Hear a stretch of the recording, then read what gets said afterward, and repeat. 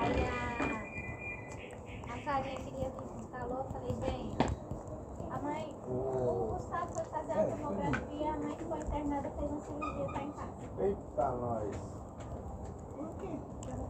Já acho que devido a tudo que ela passou, que ela ficou em transe, deu um problema crise renal dentro do hospital. Operaram no mesmo dia, na mesma quarta-feira, saiu. Aí eu falei, traz ela um pouquinho pra você dar uma descansada, né? Ela saiu ontem. Aí ficou um pouquinho, aí eu teve que descansar, os dois, imagina. Os dois com dor, com criança gritando dentro de casa.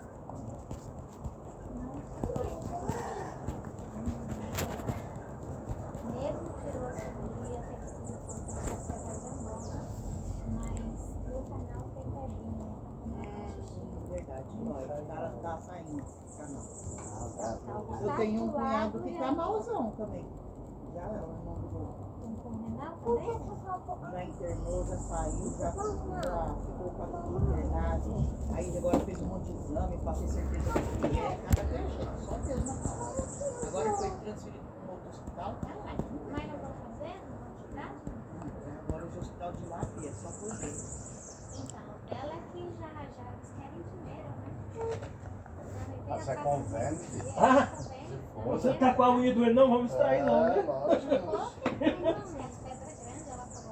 Eu acho que tava lá Eu nem sabia que tinha cirurgia pra rir. Visita eu sei, agora a minha não sabia. Tira muita pedra.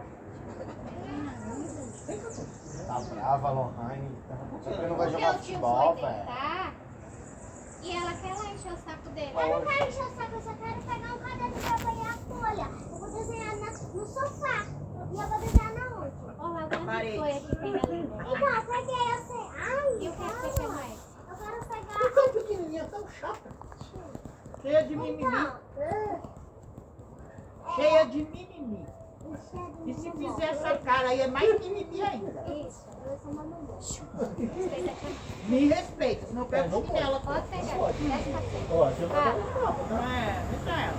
Chamamos tanto que falta cacete. Mas só vocês vão ficar aí?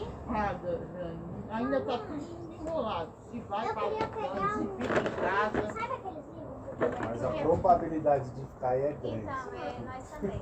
Eu não vou colocar não, eu vou chamar de fora. A minha vontade era ir para os alunos, de coração, de verdade. Só que não dá todo mundo, sei que vai ajudar muita gente, eu tô tentando evitar.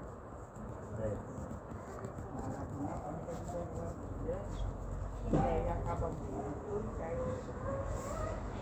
É